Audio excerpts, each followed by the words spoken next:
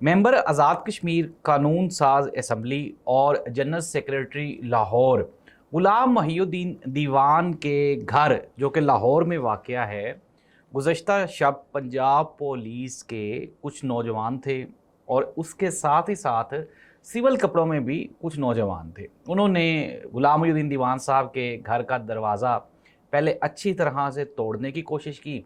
जब वो दरवाज़ा टूटा नहीं तो फिर अप्रोक्सीमेटली ये कोई 80 के करीब पुलिस एहलकार थे, जो कि वीडियो में देखा भी जा सकता है। उनमें से कुछ सिविल कपड़ों में हैं और कुछ ने यूनिफॉर्म्स पहने हुए हैं, वल्लाह आलम।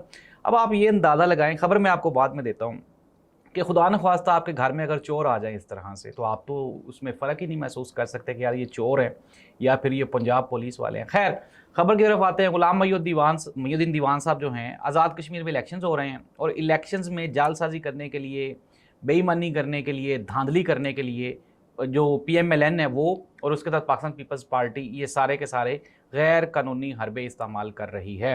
रात गए गुलाम मोहिउद्दीन दीवान साहब को उनके घर से उठाया गया। मैं अगवा कहूँगा, इसे गिरफ़्तार नहीं कहूँगा, क्योंकि जिस तरह से उनको उठाया गया, आप ये कहें कि गैर इंसानी था। उनकी बेचारी बेटियाँ, उनकी बीवी घर में खप डालती रही। हमारा जो घर है वो दूसरी गली में ही है। शोर सुन के हम लोग भी निकले, मोहल्ले वाले, लेकिन आगे से जो पंजाब पुलिस के मुसल्लह कारकुनान थे, उन्होंने कहा अंदर चले जाओ, तो हमें भी मार देंगे।